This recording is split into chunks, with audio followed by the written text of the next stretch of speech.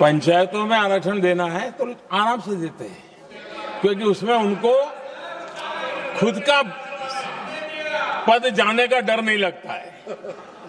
उसको लगता है हम सुरक्षित यार वहां दे दो। ये उस समय गलियारों में बहुत चर्चा थी कि बोले कभी नहीं करेंगे यहां बैठे हुए। क्यों? क्योंकि उनका कुछ जाएगा। और इसलिए और बगे पंचायत का हो जाता है, 50% तक पहुंच गए। मैं राजनीतिक दृष्टि से और भी एक बात समझाना चाहता हूं साथियों। आज से 25 साल 30 साल पहले जिसने भी विरोध किया तो विरोध राजनीतिक सतह से नीचे नहीं गया था। आज ऐसा समझने की गलती मत करना। पिछले 25-30 साल में ग्रास रूट लेवल पे पंचायती चुनाव व्यवस्थाओं में जीत करके आई हुई बहनों में एक पॉलिटिकल कॉन्शियसनेस है। वे ओपिनियन मेकर हैं ग्रास रूट लेवल पे। 30 साल पहले वो शांत रहती थी, बोलती नहीं थी, समझती थी, बोलती नहीं थी। आज वो वोकल है। और इसलिए अब जो भी पक्ष विपक्ष होगा, वो जो लाखों बहनें कभी न कभी पंचायत में काम कर चुकी है, प्रतिनिधित्व कर चुकी है, जनता के सुख दुख की समस्याओं को गहराई से देखा है, वो आंदोलित है।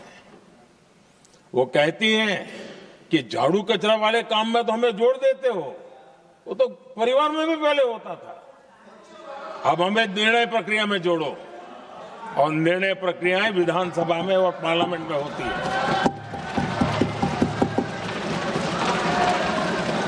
और इसलिए मैं राजनीतिक जीवन में जो लोग प्रगति चाहते, मैं किसी भी सांसद की बात करता हूं, किसी भी एमएलए की बात करता हूं, ये दल वो दल की बात मैं नहीं कर रहा हूं। जो भी राजनीतिक जीवन में सफलतापूर्वक आगे बढ़ना चाहते हैं, उनको ये मान के चलना पड़ेगा कि पिछले 25-30 साल में लाखों बहनें ग्रास रूट लेवल पर लीडर बन चुकी हैं। अब उनके अंदर सिर्फ यहां 33% का नहीं, वहां भी वो आपके फैसलों को प्रभावित करने वाली है। और इसलिए जो आज विरोध करेंगे उसको लंबे समय तक कीमत चुकानी पड़ेगी। लंबे समय तक कीमत चुकानी पड़ेगी। और इसलिए राजनीतिक समझदारी भी इसी में है कि हम ग्रास रूट लेवल पर महिलाओं की जो पॉलिटिकल लीडरशिप खड़ी हुई है, उसको आपने अब कंसीडर करना पड़ेगा। यहां मैंने सुना हमारे मुलायम सिंह जी थे, तब से एक विषय चला रहे हैं, उनके परिवार वाले पे भी चला रहे हैं। आप देश की बहनों पर भरोसा करो ना, उनकी समझदारी पर भरोसा करो। एक बार 33% बहनों को यहां आने दो, आकर के उनको निर्णय करने दो, किसको देना है, किसको नहीं देना है, इस वर्ग को देना, उस वर्ग को देना, करेंगे वो निर्णय। हम उनके सामर्थ्य पर आशंका क्यों करते भाई? एक बार आने तो दो, उनको आने तो दो। जब आएंगे तो 34 पे और दूसरा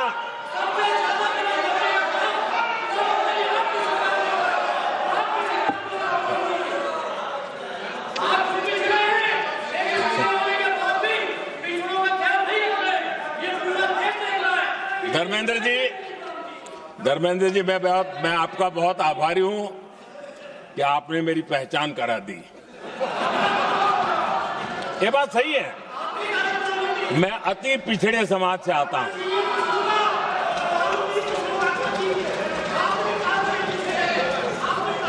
धर्मेंद्र जी, मैं आपका बहुत आभारी हूं। और अखिलेश जी मेरे मित्र हैं तो कभी कभी मदद कर देते हैं।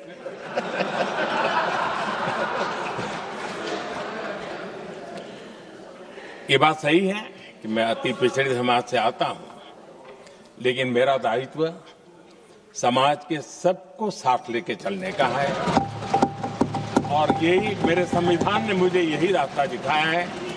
मेरे लिए संविधान ही सर्वोपरि है और इसलिए और ये संविधान की ताकत है कि मेरे जैसा अत्यंत छोटे समाज का, अति पिछड़े समाज के व्यक्ति को इतना बड़ा दायित्व देश ने दिया।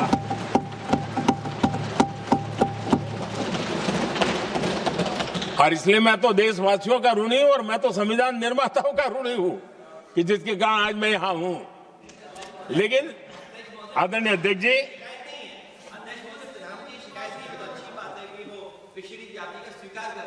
लेकिन हम पिछड़ी जातियों के साथ अन्याय न करें, इतना निवेदन है। आदरणीय अध्यक्ष जी, आज जीवन के हर क्षेत्र में हम देखें कि नारी शक्ति देश के गौरव को बढ़ाने वाले परचम लहराने में कहीं पीछे नहीं है जी। हम गर्व कर सकें इस प्रकार से जीवन के अलग अलग क्षेत्रों में आज हमारी माताएं बहनें बहुत बड़ा योगदान, हमारी बेटियां तो कमाल कर रही हैं जीवन के हर क्षेत्र में।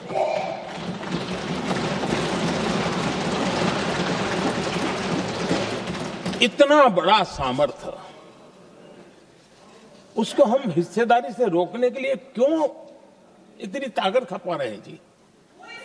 उनके जुड़ने से सामर्थ्य बढ़ने वाला है और इसलिए मैं आज अपील करने आया हूं आपके पास कि इसको राजनीति के तराजू से मत तोलिए।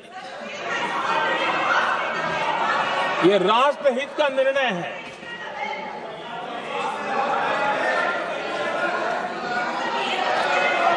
आदरणीय अध्यक्ष जी, आज का हमारे सामने अवसर एक साथ बैठ करके एक दिशा में सोच करके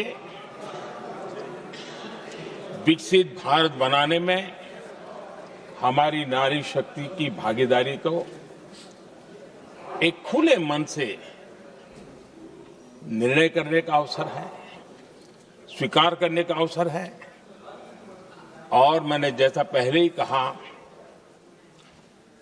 कि आज पूरा देश और विशेष करके नारी शक्ति हमारे निर्णय तो देखेगी, लेकिन निर्णय से ज्यादा हमारी नीयत को देखेगी। और इसलिए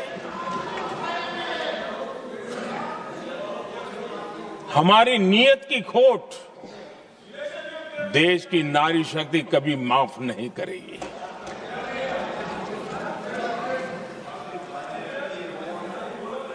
आदरणीय अध्यक्ष जी, 2023 में इस नए सदन में हमने सर्वसम्मति से एक प्रकार से इस अधिनियम को स्वीकार किया था। पूरे देश में खुशी का वातावरण बना, उस पर कोई राजनीतिक रंग नहीं लगे और इसलिए वो कभी राजनीतिक इश्यू भी नहीं बना। तो एक अच्छी स्थिति है।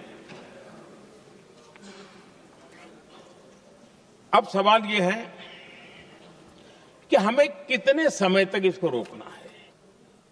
अब यहां जो लोग जनसंख्या वगैरह के विषय उठाते हैं, क्या आपको मालूम नहीं है? मैं चाहूंगा कि अमित भाई अपने भाषण में इन सारी चीजों का उल्लेख करेंगे, जब कि हमने जनगणना के संबंध में कब कब क्या क्या किया था, बाद में कोविड आया, उसके कारण क्या मुसीबत आई, कैसे रुकावटें आई, ये सारी बातें हम सबके सामने हैं, इसमें कोई विषय नहीं है। लेकिन पिछले दिनों जब हम 23 में चर्चा कर रहे थे, तब भी व्यापक रूप से बात ये थी कि इसको जल्दी करो।